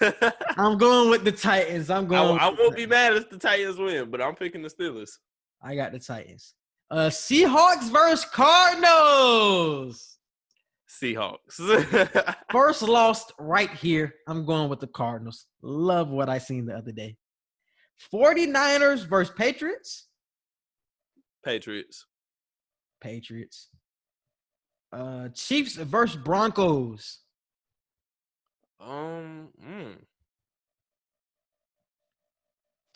Damn. Do I want to pick the Broncos twice? I'm gonna go with the Chiefs. Yeah, I go with the Chiefs too. I'm gonna go. Yeah, I'm gonna go with the Chiefs. Jaguars versus Chargers. I'd be forgetting the Jaguars even play football. I swear to God. I swear I be forgetting the Jaguars are a football team. For real, dog. I don't even pay attention to that. I pick the I don't other know team their every roster. time. I pick the other team every time, bro. I don't know their roster. Oh my God. I don't know who is on that team. Oh my God. That's terrible. I don't know who's on that team. I feel the same way. I got the Chargers. Bucks versus Raiders. I got the Bucks. This is Sunday night football, too. I got the Raiders, man. Show me something. And Bears versus Rams. Monday night football. Bears. Yeah. Rams, man. Rams just didn't look good on Sunday night, so I'm going to rock out with the Bears. Oh, I know we ain't do all we ain't do all of the 2 Wild Wednesdays because there was so many. But the funniest, I skipped a lot of them. The funniest one that I put, I'm glad you talked about the Rams. The funniest one I put was the entire NFC East should have been on Hard Knocks. Oh, yeah. How many people voted on that? That was 12. 12 people voted on that. They said not too wild. I knew it. Not too wild. I knew it. I was like, they should have put that whole division on Hard Knocks.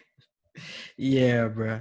And we haven't even been telling y'all the records of what's been going on this past week for the pick results. So let me get those pulled up real quick. I'm behind by 3 games. I'm proud of myself because I've been behind by 4 games for 3 weeks now. So I shortened that to 3 games. I'm behind by 3 games. So last week Edgar went 10-4. I went 9-5. The season record since week 2 is Edgar is 53-22, and I'm in 56-19. So that's what he's talking about. It's only a 3-game difference. We neck and neck. We neck and neck. No, we ain't neck and neck. I got a little space. That is neck and neck. I got breathing room. That's only 3 games. I got breathing room. 3 games. That's a lot. 3 games is a lot. It's also 3 games that you can slip up on this weekend. 3 games a lot. 3 games a lot. It is, but I've been on point the past 2 weeks now. We gonna see. Like you always say, you always end up with 4 losses somehow, bro. So I don't know. Let me move. What we got? Oh, I just want to talk about the college football playoff or college football in general. Just talk about takeaways. What have you been seeing from college football that got you excited?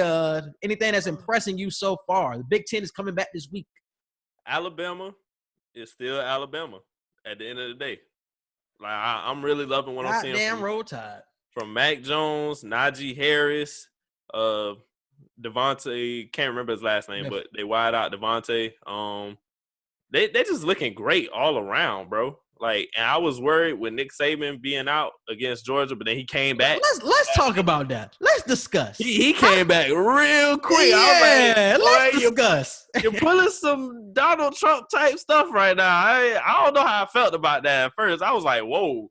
You just got I didn't like that at all. Last week, and you are not even a full week. What? It wasn't even 4 days. It was a few days. It was really 4 days, 4 days. Few days. Because I think he called it on Wednesday, and he was back on the field on. No, it was earlier than that. I say about Monday or Tuesday. Tuesday had to be Tuesday though. Tuesday, and then you just free of COVID by Saturday. And they said it on Saturday, I think. On Saturday, they said he good. What the hell going on? They got some Trump vaccine shit, Trump conspiracy shit. I don't know what happened, but it's no reason that man should have been on the field after 4 days of COVID, bro. No way. Those are false negative tests, is what I would say. Niggas just faking the funk out here, man. All right, let's get into the NBA, bro. A few NBA topics. Daryl Morey stepped down from the Rockets in a huge move for them. Now they get to move on, find another GM. Do you feel like he should have stepped down? I don't want to say it's time for the Rockets to clean house, but I'm not really surprised because it's you gotta. How do I feel about this situation? I really don't know how to feel about this GM situation with the Rockets. They don't usually do bad with the picks that they get or the trades that they do necessarily. So I don't feel like he should have stepped down, but am I mad about it? No, because they're damn near at clean house level. They're not there yet, but they damn near are. So I feel like he's getting out before they get to that level of, hey, it's just time to completely rebuild at this point. I feel like after this next season, if the Rockets don't do anything after this next NBA season, it's like y'all got to clean house and just start all the way to hell open. Yeah, because James Harden already in trade rumors, and I think he should be traded. And that's something that I was going to dive into a little bit too. But I wasn't surprised by the more he stepped down, especially after what happened in China and his role in that. He was like the reason why the NBA lost a lot of money. So it was a lot of pressure from the NBA that they wanted to fire him earlier in the season when the China shit happened. So I'm surprised he stayed this long. It was a lot of pressure from the owner. The owner wanted to actually get to the finals, and you came up well short of that.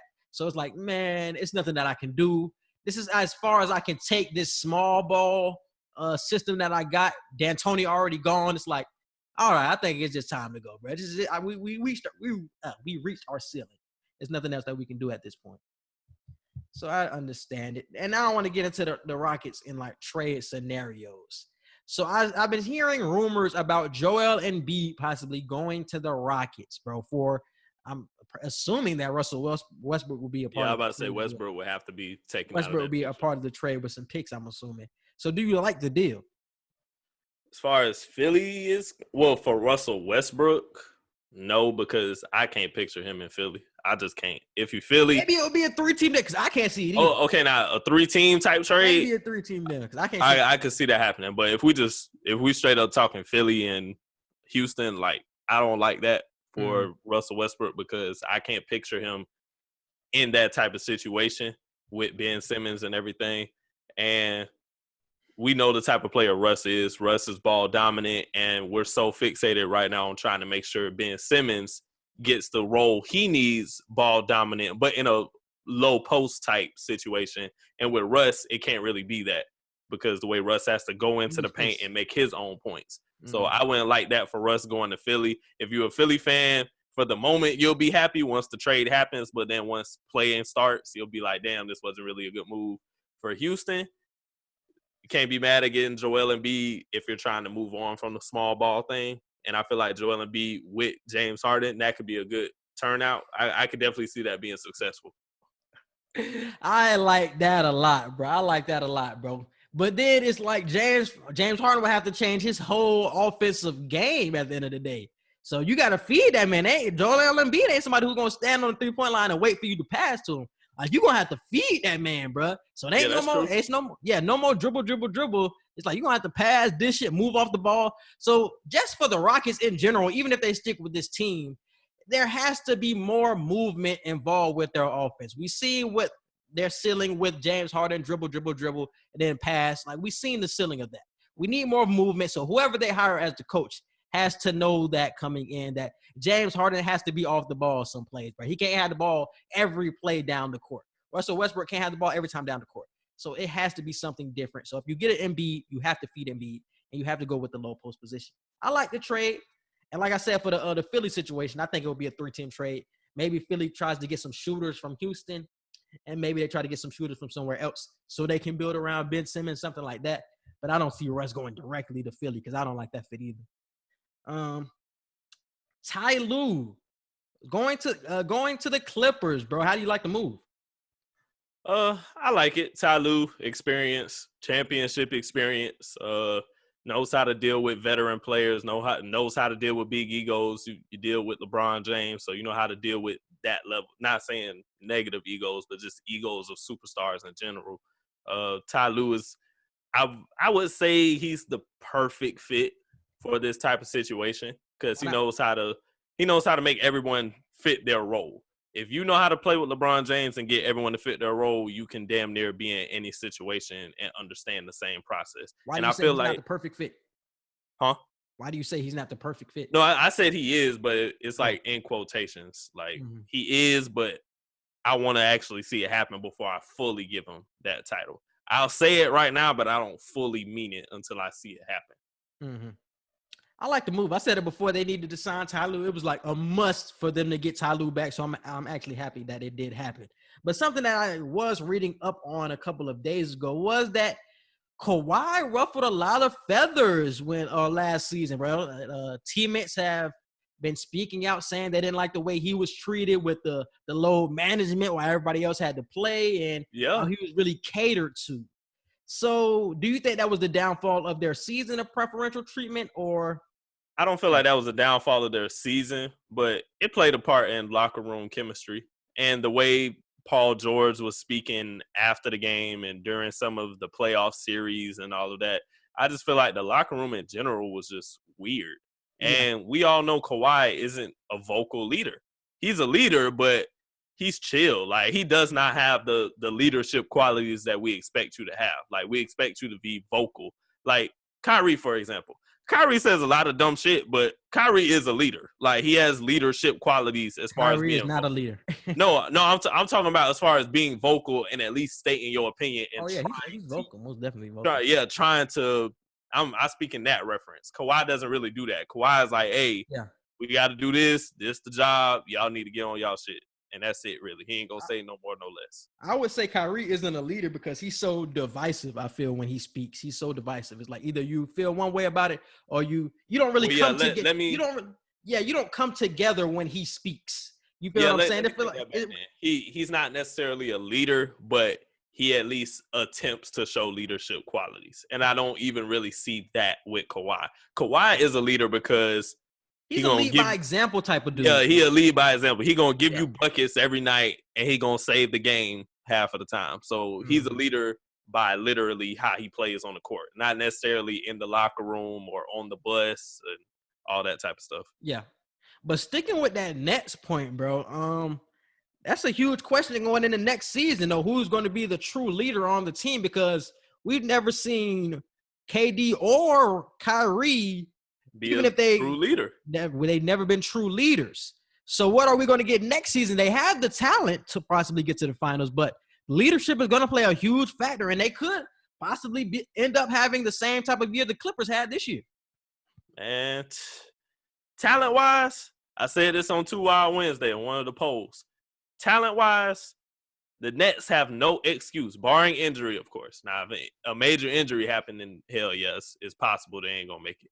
But if everybody stay healthy, everybody do what they're supposed to do, talent-wise, the Brooklyn Nets have no excuse to not make at least the Eastern Conference Finals. But I feel like it's an asterisk by that, though, because I think we have to see how KD comes back from the injury. Like, that's a huge injury he's coming back from. Okay. So I feel like it has to be an asterisk by that statement. Well, yeah, once again, like I said, if health isn't a concern at all, if health is not a concern, if KD come back 100%, I feel like Kyrie still got little nicks and bruises that he's trying to get over. Every year.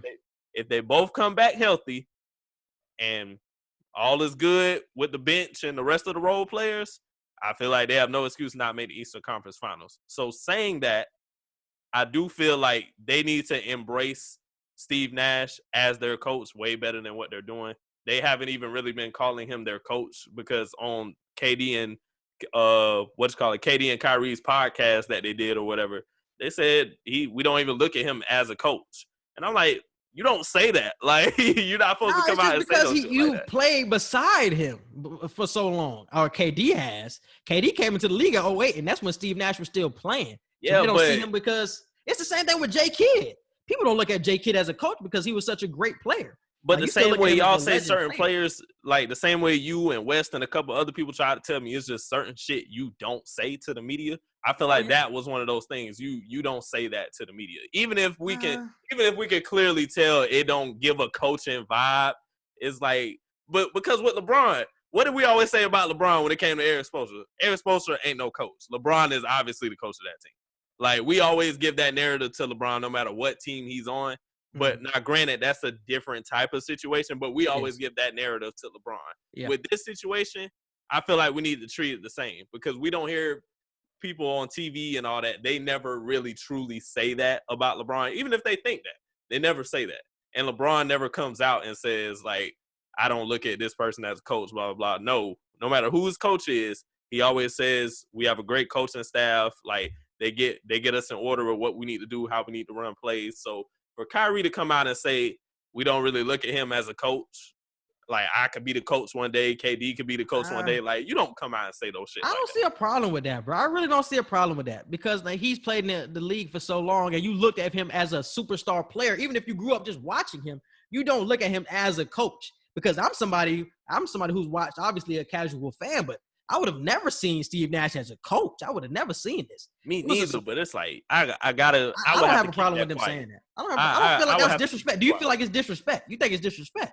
I wouldn't necessarily say it's disrespect, but it's just something you don't come out and say. You just don't say that. I feel like you're shortchanging him because he already hasn't coached the NBA game yet at all. So the fact that you haven't coached yet at all, and then they don't even look at you as a coach when you first come in. You have to prove it to him. No, he has to come in there and prove something. You have to that's prove why they it, said, and that's probably why they said it too. He has you have to prove it, but damn, like don't put out to the media. Y'all don't even look at me as a coach yet. Like, come on now, bro. Like, I don't think they meant it that way, bro. I really don't mean he took it that way. Regardless of how they meant it, I just feel like it still should not have been said. All right. So we can move on to the Stan Van Gundy situation with the Pelicans, bro. How do you feel about the move? He just signed with them today, actually. So how do you feel about the move? Do you think that's a good fit for the team? I honestly ain't think about Stan Van Gundy, and I don't know how damn long. I've been hearing Jeff Van Gundy name more than Stan. So the fact and that's why it was weird Gundy, to see him get hired first. The fact that Stan Van Gundy was even out there interested in still coaching, that shocked the hell out of me. So I don't really know what to think on it. He's a much older coach. This is a very young core in New Orleans right now. So I don't know how that's going to play out. And I don't know the type of methods that Van Gundy is going to try to instill into this team because of the way he coached during the prime eras that he had in Orlando and everything. I don't know if he's going to try to integrate that into this system. I don't know if he's just going to try and build off of what they had going last season. So it's a lot of question marks with me on that. And that's the problem that I had because I wanted them to build off of what they had last season. I wanted them to keep the pace, high pace, keep running with Zion. It's going to be because you got to think Zion only played 20 regular season games, and he wasn't even healthy. But when you got him, you started winning more games. So if you have Zion, even if he doesn't play every game because y'all think he's going to get injured, so if he plays 75% of the season, y'all still a playoff team in my opinion, just off the talent y'all got. So I still think y'all playoff team. So if you keep that system that y'all had last year, I think y'all playoff team, and I think y'all still solid. But I think Van Gundy is going to change that a lot because all of his systems have never been run and gun. It's throw it in the post, slow it down, and then spread it out with some shooters. That's been his system everywhere. It was with Andre Drummond in Detroit. It was Dwight Howard when it was in Orlando. I feel like he's going to try to do the same thing with Zion down here and have everything spread out. And I don't think that's the offense that you probably should be running here because you have somebody like a Brandon Ingram who can get his own shot at any time. So it has to be it's going to be interesting how that plays out. And they also hired him. And this is something that I kept hearing when I was listening to analysts analyzing the move, his defensive prowess. They played no defense last year. Like they was in shootouts every game. But they said Stan Van Gundy is somebody, since he slows the pace down, the defense also goes up as well. So they will be a way better defensive team with him in New Orleans. But I want to get this point off as well before I let you take it. I just don't like the fact that we keep recycling coaches, bro. The fact that we keep seeing the same old faces like Stan Van Gundy, he been in here since the 90s. Why are we still giving him a chance over some new blood? Like a Sam Cassell, we don't know what he can do, but we keep going back to the Stan Van Gundys and some shit we already know. It's like, let's stop recycling them coaches, man. And I seen you tweet that, and I totally agree with that. I was like, that's why I said with Stan Van Gundy, I forgot dude was even out here really. Only reason I pay attention to Jeff Van Gundy as much as I do because commentating and all that type of stuff. So you constantly hear his name. I really thought Stan Van Gundy was just done with coaching. I thought he was done with NBA in total. So the fact, like I said, the fact that he's out here even attempting to try and coach again, that shocked me. Yeah, for sure. And he was commentating last year, and I actually liked him commentating for TNT. You know what I'm saying? Especially since a lot of people hate Reggie Miller and hate Chris Webber broadcasting. Stan Van Gundy was a nice change of pace, and he was somebody who was pleasant to listen to. So I did like him commentating. I hear a lot of people don't like Chris Webber when it comes to commentating. I asked somebody that question because Malk is somebody who's big on that, bro. He does not like Chris Webber, and he don't like Reggie Miller, bro. And I had asked him why. He was just like, it's certain shit they say throughout the game where that makes you scratch your head. It's just like, yeah, I ain't gonna lie. wild. Reggie Miller do be saying some, like, I be like, what? Like, Yeah, that's why they said they don't like him and they don't like Chris Webber. like, that's not a similarity at all between these two players. Shit like that. Like, he be trying to compare certain people. I'm like, what? Like, you know? So Reggie do have them moments. I'm not gonna lie. I ain't gonna lie. And it was one example. Malk gave me one example. He was like, I think Bam had went up for a layup or some shit, and only one person was defending him. But Reggie had said, man, he was down there with a swarm of blocks, or a swarm of defenders. It was just like, it's only one person down there, Reggie. Like, it says shit like that is what annoys them. I'm cool with it because I really don't listen too intently to them, so I never really pay too much attention. It's just like I'm watching the game. Yeah, me neither. I ain't really pay. Only people I truly pay attention to what they say is Jeff, literally, and Mark Jackson. Literally. I pay attention Doris to everything Mark Jackson say. And Doris Burke them. Oh yeah, and Doris Burke too. Yeah. Doris. That's it. That's it. I really don't listen to nobody else though. Truly don't. But do you think it has to do with the voice and what you're saying as well? Like, do you feel like it's just all up to what you're saying? But I also feel like it goes to your voice. Not everybody has a TV voice. Not everybody has a interesting analog type voice. I would put that in some situation. I would say it's their voice, but in their situation, they have the voice. Like Reggie sounds good. Yeah, like Reggie sounds really good when he's on TV. Like when I actually do listen, it's just like, okay, yeah, he sounds like he's supposed to be in there. You feel what I'm saying? Right. But it's just what he say is what get people. And Chris Webber is somebody I would probably lean your way when it comes to the voice because he's somebody I feel like who was forced into the analyst round because he's seen other people doing it. So I would feel he's more forced, and he probably doesn't have the voice for it, for what TNT is like really wanting him to do. So I would say that. But I think Reggie is fit for the job, though. I do think that.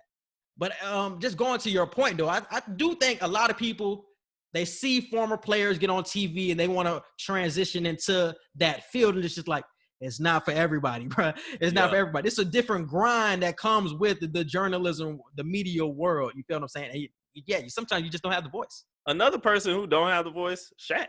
Shaq does not have a good like TV voice at all, but it's Shaq, so that's why they have him. And that's the point. You got to have personality as well. If you have the personality, they have him on camera more so than just giving his voice. That's why you will never hear Shaq like cover a game, but you'll see him on the pre-show or the after show or during halftime, so you can actually see him too.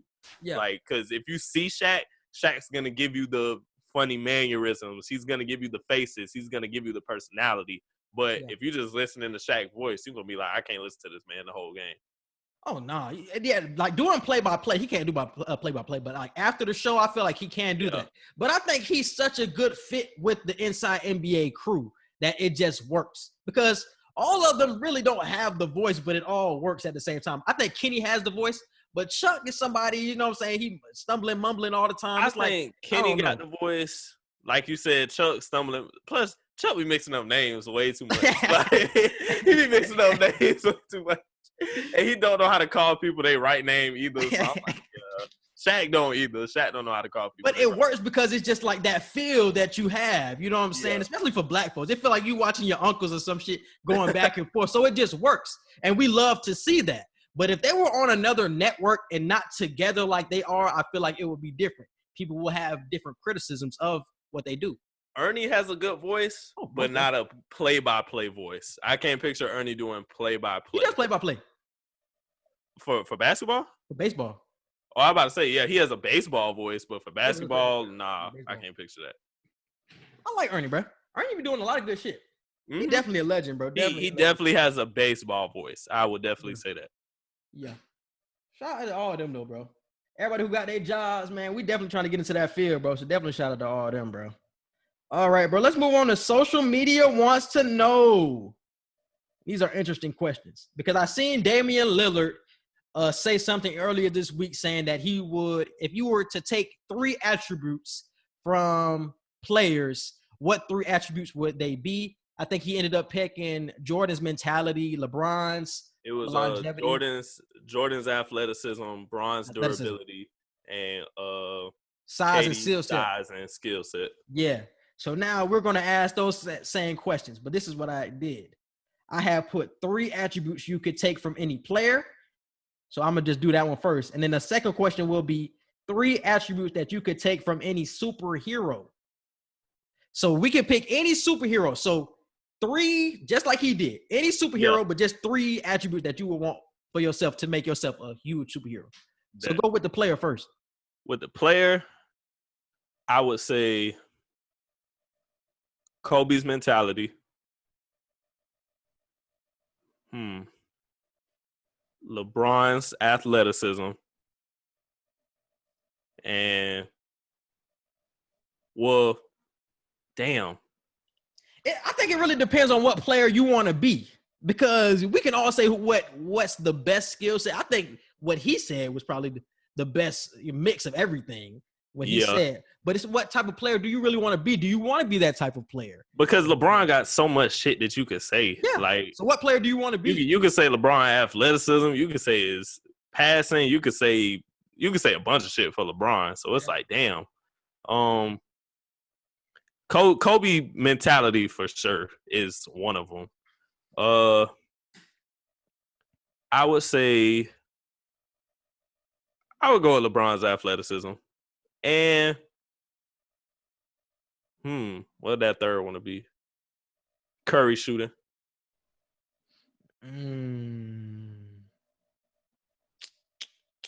I would stick with Dame and say size and skill set for Durant. I love that, bro. I already feel unstoppable with that. Regardless, I already feel unstoppable. Yeah. I'm gonna throw one in there, bro. I don't know if it's an attribute, but I'm gonna throw my man Allen Iverson in there as well. The way he changed the culture of shit and his heart as well. So I'm gonna stick with the culture changing ability, bro. How he just changed the whole culture. If I was to get into the NBA, I would want to have that type of impact where I can. That's a good one. I ain't think about culture changing. I would want to just change the culture. You know what I'm saying? Especially him and Mike Vick. So shout out to both of them, but definitely change the culture. So size and skill set, KD, change the culture with AI, and then LeBron's durability. LeBron's durability, bro. That man playing 17 years and he's still looking better than what he looked in damn his first 4. So definitely got to go with that one, bro. Definitely got to go with that one. I just didn't pick mentality because I feel like yes, you do have to have a strong mentality, but it's a lot of players that have won championship that don't have Kobe mentality, don't have Jordan mentalities, but they still get it done at the end of the day. So you don't have to have that scoring or that killer mindset to that extent, I would say. Not to that extent. I feel like that's why I put it with the combination that I put it, because if you put that mentality with LeBron, I feel like that's why a lot of people not LeBron, because if LeBron had that mentality that Kobe has, instead of just showing flashes of it and actually played with it every single game like Kobe did, I feel like that's what would make people finally give the nod and say LeBron is the greatest of all time. But a lot of people will never give it to LeBron because they just don't feel like he's a killer. You know what I'm saying? So I feel like if you mix that mentality with that athleticism, it's like, how the hell can you stop that? And if you add Curry shooting on top of that, I don't even got to be athletic all the time if I don't want to. I can just pull up from the logo damn near every other time. Man, that's crazy. Yeah, I rock with that. I like that question, man. Whoever asked me that question, Damian Lillard, that question was fire. So shout out to them. And the next one is the superhero. So 3 attributes you could take for the superhero from any superheroes. I would say healing powers from Wolverine. You said the claws? The healing powers. Oh, the healing powers. Okay. Yeah, the healing powers from Wolverine. The what's-call-it from what's his name? The chakra powers and the what's-called powers from Doctor Strange. Yeah. Okay.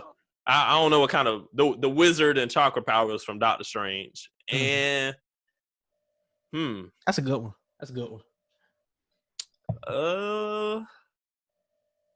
What would my third one be?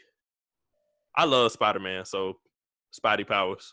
Just for the hell of it. Just for the hell of it. That's a weird combination, but yeah. What type of superhero do I want to be? I know one would have to be either teleporting or invisibility. I don't know which one is better. I feel like teleporting probably would be better. So I think teleporting I like what you said with the Doctor Strange. You made a good point with the Doctor Strange. Like, that nigga knows everything that's coming up. You know what I'm saying? Can foreshadow everything. So I like the Doctor Strange shit too, to be mindful. And that's why, and a lot of people talk about who is the strongest superhero in Marvel, and they always think of physical strength. But if you just think of strong-minded individuals and just or like literal powers, like if you talk about literal powers, like you have to throw Doctor Strange in that conversation now. And I would be surprised if he's not number one because he know what's coming up and everything. You know what I'm saying? And he got the powers to back it up. So yeah, I definitely fuck with Doctor Strange. Definitely fuck with Doctor Strange. And invisibility, Doctor Strange abilities. Eesh. That's a tough one, bro. Jesus. Yeah, I had to pick that Wolverine because that healing. And I was going to say Wolverine, bro, but I wasn't going to say the healing. I was going to say, I don't know. I've always been a fan of the damn shit coming out, the knives coming out of his damn fingers. I feel like the healing is such an underrated power. Oh, no, it definitely is. It definitely is. Yeah. But we seen that healing can go against him. I think what movie what was that? It was the Wolverine. Yeah. No, Logan. That was Logan. That was Logan, and where the shit was. But you got to think, Wolverine lived for decades and like damn near centuries. Like Wolverine was around from like Civil War times and all of that. So if I die after like 300-400 years, like okay, I'm fine with that. Like I don't give a damn. Yeah. After 200 some years, I better have had a good life. Yeah. Damn, bro. I fuck with Wolverine heavy. So yeah, I would say the claws of Wolverine too, bro. Because Wolverine was my favorite superhero for a long time. Probably he's still in my top 2. It's him and Hulk. But after seeing the Hulk get his ass beat by Thanos, it's just like I can't really bang with the Hulk like I used to. So it might be Wolverine again at my number 1. I always fuck with Wolverine. And are they coming back with the X-Men still? Are they still coming with that? I think the New Mutants movie is still supposed to come out. They put it off. It already came out. New Mutants? It did? Yeah. What's in the movies? It's in movies. Why was I not told about this? New Mutants came out like when Tenet came out. It came out when Tenet came out. Wow, I heard nothing about it. I gotta watch some movie reviews. It wasn't good, I heard. Because they put it off for so long, so the hype for it died down. And I feel like when they finally picked it back up and said, okay, let's pick this back up and try to work with it, the creativeness probably done left the room, and they were like, let's just get it out at this point.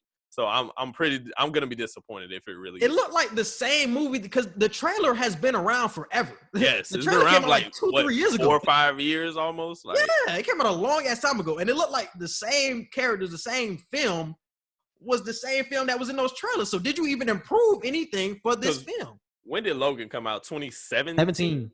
Yep, 3 years. I thought it was 4, but yeah, 2017. So yeah, that's crazy, bro. So I still haven't watched the movie. Hopefully it's on the Fire Stick. If it's on the Fire Stick, I'll check it out though. So I am interested to see how it ended up turning out. All right, the next one is entertainment. Moving on to entertainment. The only thing I have is LSU banning OBJ for 2 years for violations, NCAA violations. Bro. Man, I'm pissed off, bro. I hate the NCAA a lot of times with a lot of stuff that they do. This is another situation where I'm looking at y'all crazy. I get it. It's a violation at the end of the day. It's in the rule book. It counts as boosting or whatever the hell you want to call it. I don't know what they want to call it, but it's in the rule book. You're not supposed to do it, especially televised the way he was filmed doing it. Mm-hmm. But passing out $2,000, it's not like each player got $2,000. It was $2,000 added up together amongst the players that he gave it to. So you feel like he shouldn't have got in trouble, period? Nope. Even though that happened? I don't feel like he shouldn't have got in trouble at all. But you know that's a violation, though. He knew he was going to get in trouble after that. But I think it's stupid. Do I feel like you should just go willingly break NCAA rules? No, but do I feel like certain NCAA rules are stupid as hell and shouldn't even exist? Yes, because I feel like that's stupid. It's not like these are players coming to watch LSU and could potentially sign with LSU. No, these are players who are already there, who have been there, and probably some of them players he probably gave that money to. They probably graduated in either in the league or in their career field by now. So it's like, bro, it's after the national championship. They probably not even gonna be here next season. I don't see how you can get banned for that for 2 years at that. Like, not a few games, not one season. You're banned for 2 years? Like, that's crazy to me. I don't like that. I think it's the fact that it was so public in him giving up the money, bro. I think that's what it is. If he would have gave him that money behind closed doors in a locker room, it would have been no problem. It's swept under the rug. But the fact that it was so public, like, we kept seeing that video pop up and pop up and pop up. And it's just like the NCAA had to do something for that, bro. It's like you forced their hand at this point, bro. It's like we know, because the NCAA knows it's some money getting thrown around under the table. They know that. They're not stupid. But it's the fact of you did it. It's just like, man. It's hey, that it was somebody tweeted and was like, they said something like these big colleges rake in all this money and these top LSU players are eating noodles every other night. Somebody had tweeted, it was like, I don't know what you heard, but best believe these D1 LSU players is they're not eating noodles, bro. They are not eating noodles. If you Joe Burrow or Jamar Chase, you not eating noodles every night. Like, now if you second string or something like that, probably. No, because you got meal plans. You got meal plans. You're not eating off the no noodles, bro. Trust me, they're not. But not even just noodles, bro. If you are a star player on the team. Oh, no, you're eating good. You're eating good. You probably eating out. Like, yeah. You're probably eating out more than the average college student. And imagine if somebody recognized you. What you said? What did you say? I said if you're a star player. I just know, because I seen it around FIU, how people, they had meal plans and this stuff, like, they wasn't eating noodles. Like, they had Panda Express, all the other restaurants on campus. They was eating that. They was eating that all the time. But if you're a star player and if you're at a school like LSU, if you get recognized by the store owner or some shit, you're getting a free meal. Like, especially after you win a championship. That's what I'm saying. A free meal. You're getting yeah. So it's like, but that, I don't think that's what the NCAA has a problem with, like a free meal or not eating noodles or whatever. But it's just the fact that it was so public with, it's just like, damn, my nigga, it's nothing that I could do. I feel like they were just hating on the fact that Odell was just having such a good time at the same time. And I will admit, OBJ, you shouldn't have been in the locker room turning up with the team and all that. You not in college. Asses. That's probably another reason they did it. Like, you're not in college no more, bro. I get it. That's your alma mater. That's where you really built your name and your personal. That's really what OBJ built his personal brand with, the dyed hair and all that type of shit. So I get it. Like, you're LSU born and raised. You were born on LSU campus. Your parents went to LSU, like, whole nine. So you feel like that's really your home. But that's not your moment. Like, that's the one critique I'll have for OBJ. You did not play in that championship game. You shouldn't have been in that locker room, at least not when it was turning up and all that. Now, if you went in there after everything died down, that's cool. But you was in there like you played. So that's the only critique I got. But as far as the money shit, man, he shouldn't have got in trouble for that. Nah, I don't have a problem with the locker room, but I do have a problem with the money shit. If it was not public, I think it gets – but him being banned for 2 years – that feels like a long-ass time. That's unnecessary, 2 bro. years? Now, granted, LSU ain't finna win shit for the next 2 years. They not, but it's just they really don't have to worry about him being there. They ain't got to worry about him being there again for 2 years. That's true, too. If they did, I feel like, whether they do or don't, I feel like 2 years is just way too much time. I feel like they could have did rest of the season or some shit, but exactly. 2 years, it's just like, for what, man? They could have did 1 year from today. Like, they really – because like you said, everybody he gave money to, most of that LSU team left anyway and went to the NFL. Exactly. So it's like, well, it don't matter. It's not even staying in the NCAA. It's like, I'm not understanding. Now, if he would have just walked up to the president of the school and just slapped him 5 or something, then nobody would have said nothing. Oh, thanks. We'll put this in the program or something like that. But since he gave it to the players, it's like, nah, we can't allow that. Nope. Yeah. NCAA do got to change their rules. Oh, they're changing them a little bit, but not enough for my liking, bro. Still got to change the. Look at the Rays, man. Look at the damn. Oh man, nigga, like they about to get came back on, bro. Just chill. It's bottom of the 8th. We got time to just hold it out. We got time to hold it out. Kiermaier, like he hurt. Got time to hold it out. Just chill. All right, bro. So let's finish off that, because that's the only thing I have for entertainment. So now we can move on to Pass the Aux. What's the song of the week? My wife. Whole Lot of Choppers remix with Sada Baby, Nicki Minaj. Yeah, it's my song of the week. All right. And mine is a whole album, bruh. If y'all haven't listened to Benny the Butcher, Burden Proof, listen to that shit ASAPual, bruh. He got a song on there with Freddie, bruh, called One Way Flight. Might be the best song I've heard all year, my nigga. That shit there was fire. Definitely I can't listen trust Quincy when it comes to stuff like that. Definitely listen to Quincy Burden is Proof. a real non-commercial listener. Unless if it's not like Drake or Cole or somebody like that, he's not a commercial, or Wayne or somebody. He's not a commercial listener. Like he's a real. You got to figure out who this person is type listener. That's why I got made the segment, bro, because I want to put y'all on while doing this, bro. Because I know y'all don't listen to Freddie Gibbs because he's not big as he should be. And Benny the Butcher, he just came out a few years ago. If y'all listen to Griselda, y'all probably know who Benny the Butcher is, but he just came out a few years ago. And these are all older rappers, been in the real streets, nigga. Been in jail, been in the streets, been in the highs, had the lows of the street game, and now they just rapping out what they've been through, bro. And I love that, bro. But I feel like that's honestly why they're not as big as we're probably want them to be, because this will remain true for the end of time. The rap game is a young man's game. The only way you stay relevant is if you've been in the game since you've been young. Because even though Wayne is still Wayne, Jay-Z is still Jay-Z, Drake is damn near kind of creeping into the older era. He's old. He's old. Age-wise, no, Drake ain't old. But, he 40-something? Huh? Is he 40-something? 50? Who, Drake? I said Jay-Z. Oh, Jay-Z about, what, 49, 50? Okay, he's 50, okay. But Drake, age-wise, isn't old, but how long he's been in the game, he an old head now, as long as he's been in the game. So people like that, the only reason they're still popular is because they built the brand for themselves that they have. But if you somebody like Freddie Gibbs, where you ain't get into the game until you in your 30s or 40s or whatever, nobody finna be like, we gotta listen to this dude, because you gotta get the audience while they're young.